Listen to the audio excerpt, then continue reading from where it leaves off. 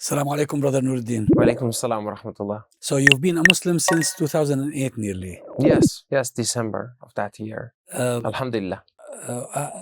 how was the trip to Islam, the journey you made to Islam? Well, sometimes you hear people talking about the way that they came to Islam, and they will tell you that maybe they were searching for a light, or they were missing something, or they're really searching for something. I wasn't. After 9/11 and after some other incidents occurred within this country, I had a very negative opinion about Islam. Subhanallah. I was raised as a Christian, but I never really practiced the Christian faith. So although I was raised as it, I considered myself to be an atheist. And when we found that there was more and more discussion about the influence of Islam on the culture of the Netherlands or the society of the Netherlands, and people were starting to debate this, I felt very negative towards Islam. I felt that, we just more or less got rid of Christianity in this country. Another religion comes around, and these guys have a book of their own. So I was not an activist like some people. Like I wasn't on the streets with signs. I wasn't politically active in this field, but my personal opinion were very negative.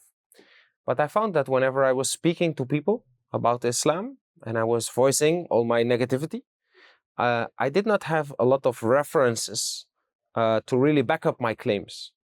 So my motivation was to read books about religion in general and in Islam specifically. So it would help me to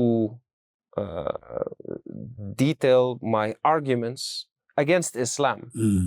You wanted to equip yourself with evidence. I wanted to equip myself with evidence against Islam.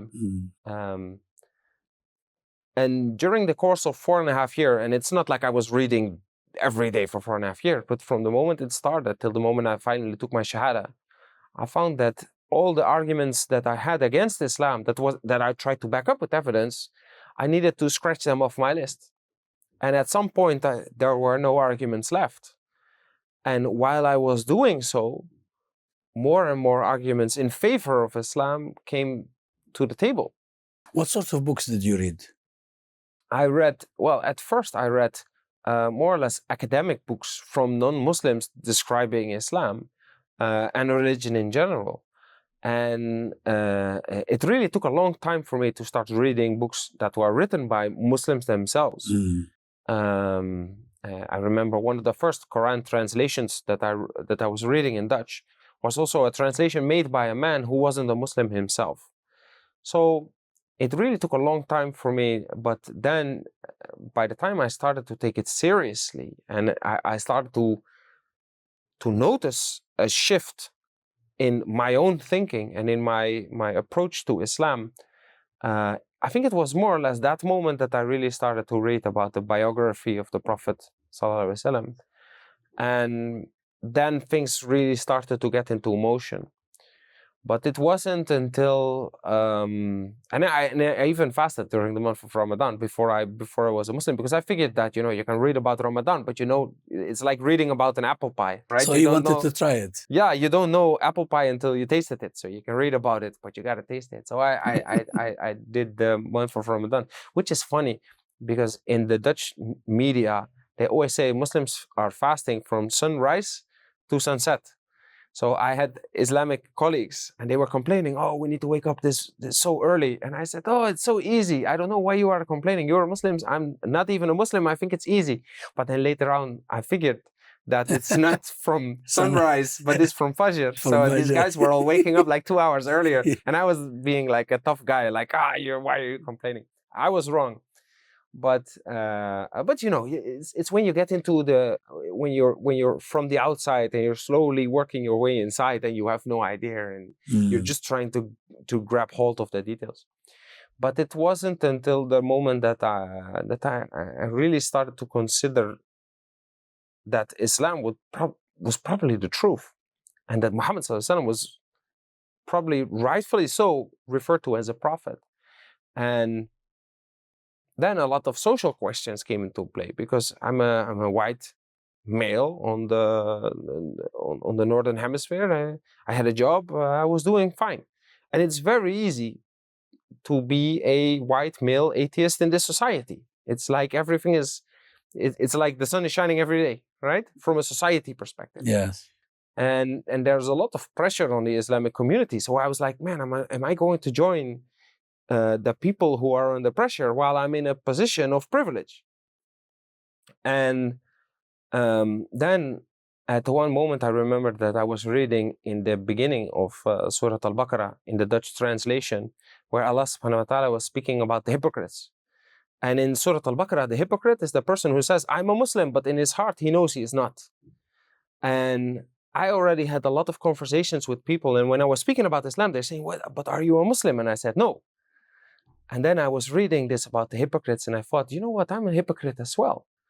Because when people ask me if I'm a Muslim, I say I'm not, but deep in my heart, I know that I am. Subhanallah. So it's the opposite, but it's still a form of hypocrisy. So then I realized, no, man, whatever is going to come of this, and however I will be greeted by people or no longer greeted by people or whatever, you have to face the facts always. Now, So then I went and finally took the step to take the Shahada.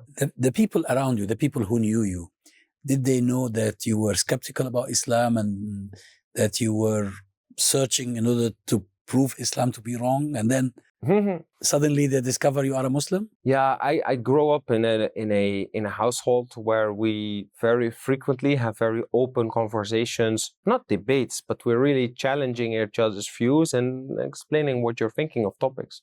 So I was used to being in an environment where we would speak and discuss and exchange arguments. And then, of course, people around me started to noticing that the arguments that I was using and the positions that I was taking were starting to shift. This is why they were asking me, not in my household, but around me, like, are you a Muslim? Because people were starting to notice the shift in my previous statements and my latter statements. And so people started to notice. Yeah. And I think that the moment that I finally became a Muslim, and when I told my parents that I was going to become a Muslim, it wasn't a big shock. They knew it was coming. Yeah. They could see you were heading there. They could see the trajectory, and they could see changes being made in my life. So I'm not going to go into the details, but let's just say that there are obviously some things that you are very common to do as an atheist in this society, that as a Muslim we would consider to be haram. Yeah. So when I was starting to back away from those things and trying to start living a life within the boundaries of what is allowed, even before I took the Shahada, obviously people were starting to notice. Was your family religious? My mother is a Christian and my father is an atheist, and my sister is also a Christian. Yeah. So I was raised in a multi-religious household. So this conversion, was it acceptable to them? Well, in fact, my mother was very happy about it because she tried to raise me as a Christian, and then I became an atheist. So then when I converted to Islam, she was happy because I believed in God again. And she understands that when we refer to Allah, we are referring to the God who sent all the prophets. So for her, it was like, okay, so he's taking a different, he's like taking a different path than I took, but he is still coming back to worship God. Although we have obviously some different theological views when it comes to the details, overall she was happy that I became a person who believed in God again. And also, your parents, they want to see you happy. So if something, even if it is something that they totally disagree with, if it makes you happy, then they're happy. And for me, when I started to live a life in accordance with Sharia, they saw that I needed to fix things in my life that they were worrying about. Why is he doing this? Why is he doing that? And now I became a Muslim. She said, you're no longer allowed to do this? I said, no. That's a good religion. And also, so the position of the parents, and specifically the mother in Islam, it is so well documented, and you cannot, I don't think you can really learn about Islam and miss the fact that we have so much respect for the parents and specifically the mother in Islam. So after I became a Muslim, of course, also because I became older, but also because I became a Muslim, the relationship with my parents, in fact, became much stronger, much deeper. and much more with much more affection. So I think that that the relationship that I have with my parents since I've become a Muslim now is much better than what I had before. And there's a funny story there as well. My mother has a friend, and the friend has trouble with her son. And my mother, who is not a Muslim, said to her friend, "Well, you better hope he becomes a Muslim, because when your son becomes a Muslim, he will love you as much as he can." So it's like my mother is doing dawah to Islam. It's a great blessing, isn't it? Yeah. But I'm really happy because you have the theory, but my parents don't care about the theory. They look at my life. So when I hear them saying stuff like this, it means that, because I'm trying to, as every Muslim, I'm trying to, within the limits of my lack of capabilities or lack of understanding or whatever, I'm trying to implement Islam in my deeds, not only in my opinion, but in my actual deeds.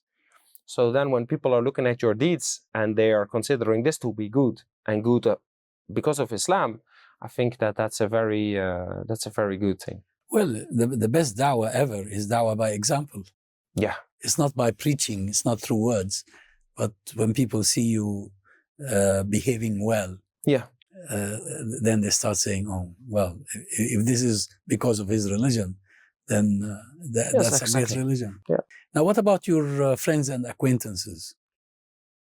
So, the easiest way to tell the story is like the sad story, and then everybody left, etc. I think that I did lose friends. I did.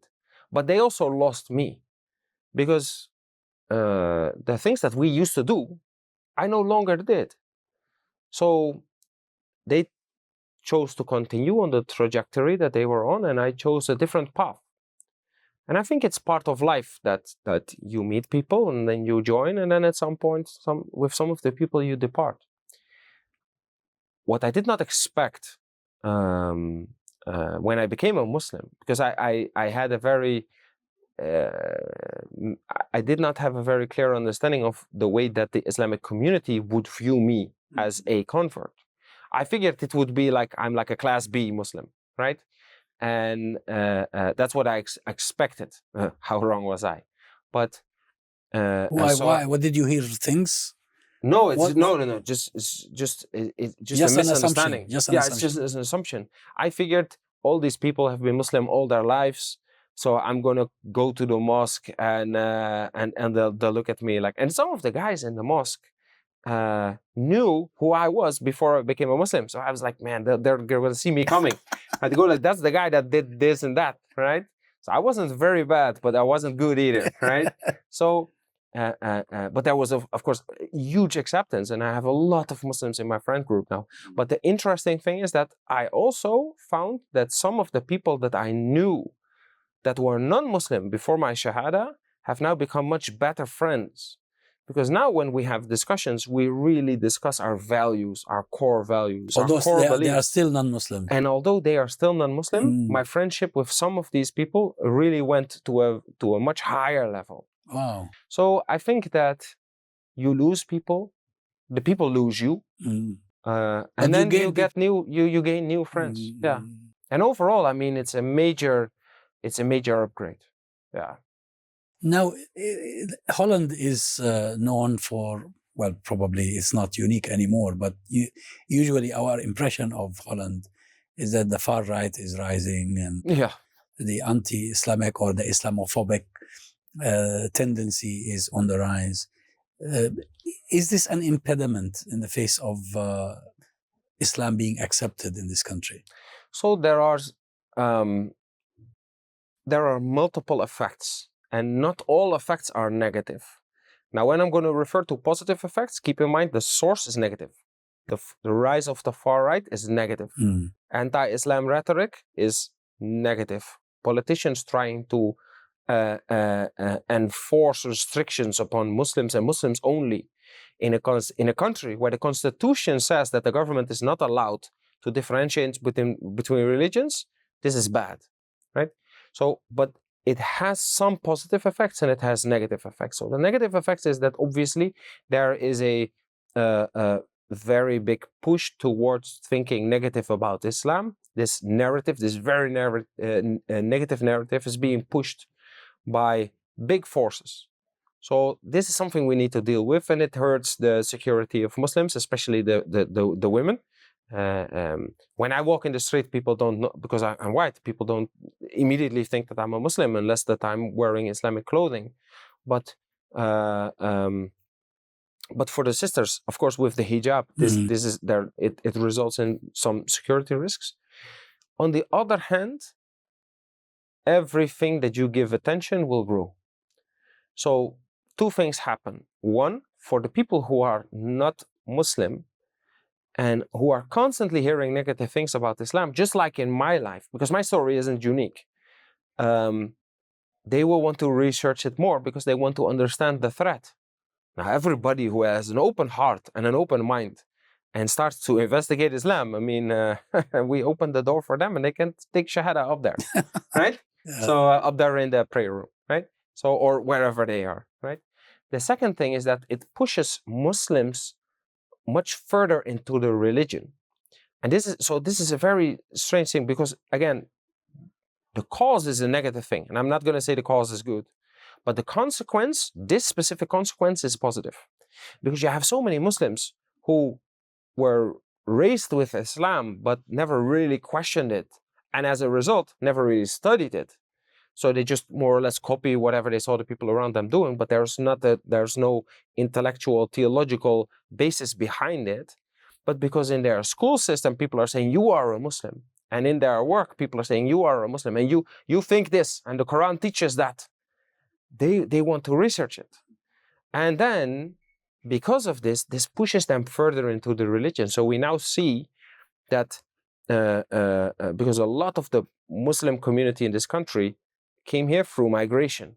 And we now see that the second generation or even the third generation of these people are more religious than the people who initially came here.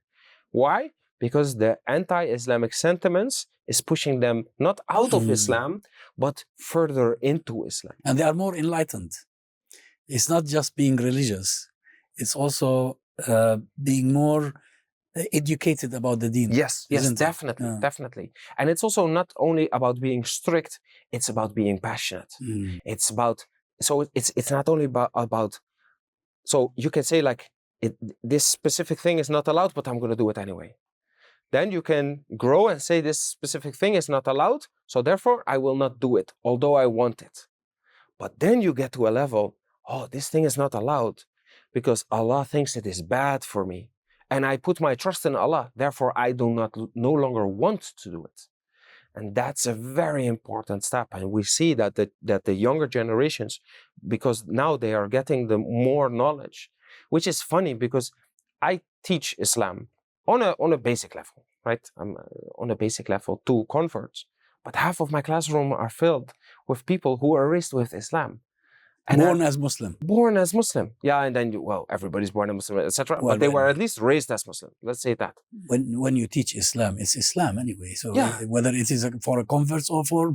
Exactly. But then you see that the people who have been living a life and referring to themselves as Muslims for sometimes 20, 30, sometimes even 40 years, they come to the classes that we give to the converts. And they're learning stuff. And they're saying like, oh, my life, I had a difficulty with maybe this part of Islam. But it's not because it was incorrect. It's because my understanding was incorrect. So I think that's so again, the source, the push, the anti-Islamic sentiments in this country is negative. And some of the results of this are also negative. When people are burning a mosque, this is negative. When people are throwing stuff at the Muslim because she is wearing a hijab, this is negative. When people are not hired for a job, this is because they're Muslim, this is negative. When the government is saying that they're putting you in a higher risk potential system because your name is Muhammad, this is negative. So there's a lot of negativity there. But also, and we must never forget, it has some positive aspects as well.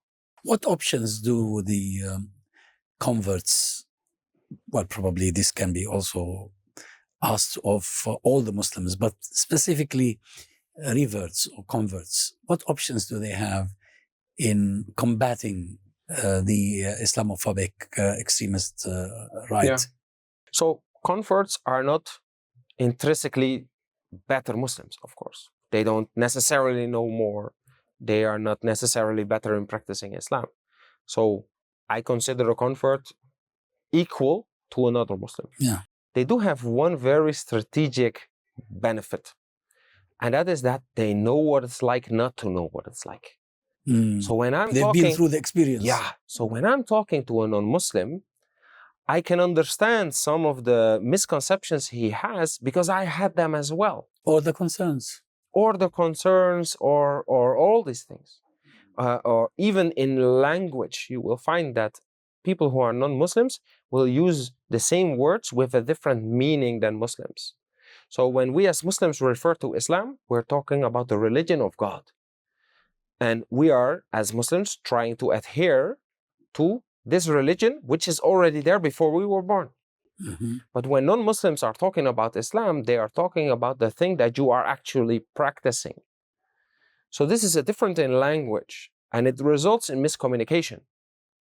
So because I'm a convert or a revert or whatever you prefer to use, I understand what it's like not to know what it's like. And this is a strategic benefit that converts have, which will allow them easily to build bridges and understanding and to open the doors for the people who are non-Muslims and looking in.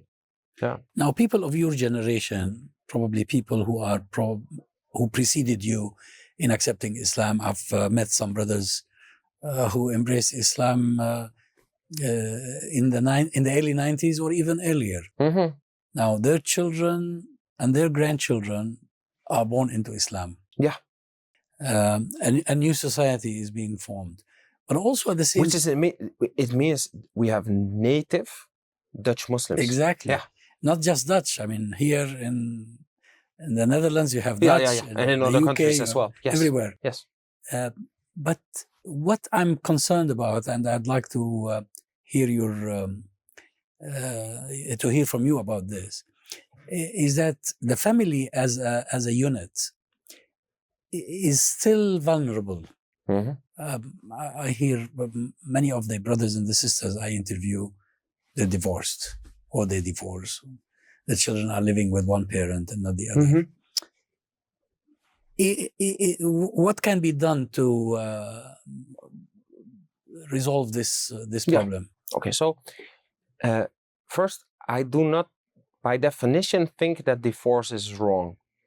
I think that divorcing in a wrong way is bad. True. Because if we look at some of the lives of some of the companions of the prophets, they were divorced many times. Yes. And we refer to that as the best generation ever. Right? But it's the way in which you are divorcing. I think that sometimes people compliment converts. In this country, I don't know if that also happens in other countries, but in this country, some people compliment converts and say, wow, you took Islam without the culture. And I always disagree with this compliment. I say, no, I took Islam with my culture. This also means that there is a risk involved because this society is, and this is not like there's a conspiracy, but you know, this society in general is pushing a couple of ideas. One of the ideas is that individualism is better than thinking as a collective. So you should think about yourself and are you happy, right? Before thinking about other people. This is a very important ideology that is being pushed in this society. And Muslims are influenced by this. Yes. The second one is capitalism. So where we are saying that the attainment of material needs is a goal in itself.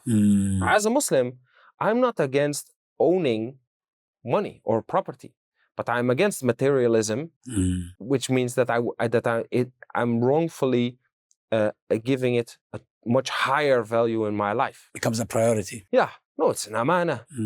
Right? Alhamdulillah, Allah subhanahu wa ta'ala gave us a risk. Sure, enjoy it. Enjoy it. If you work and your work was halal and the money is halal, enjoy it. Right?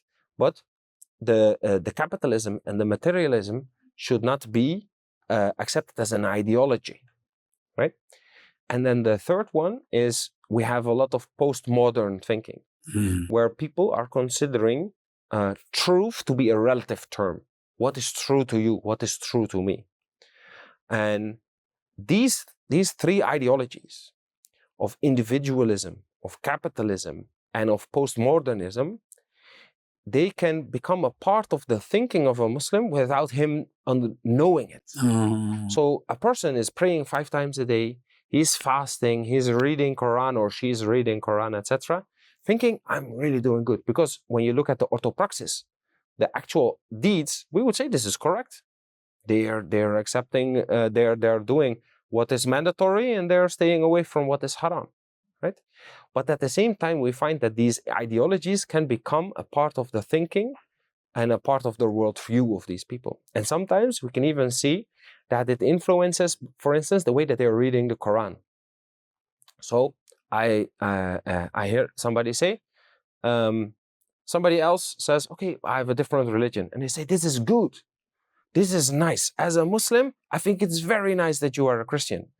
Because we say, lakum dinukum waliya din. For me is my religion and for you is your religion. And they are explaining this verse from the Quran as if it is saying that everything is good. And I'm trying to explain to them, no, this is not lakum dinukum waliya din. It's a misinterpretation. Yeah, it is not stating that all these different religions have the inherent same quality.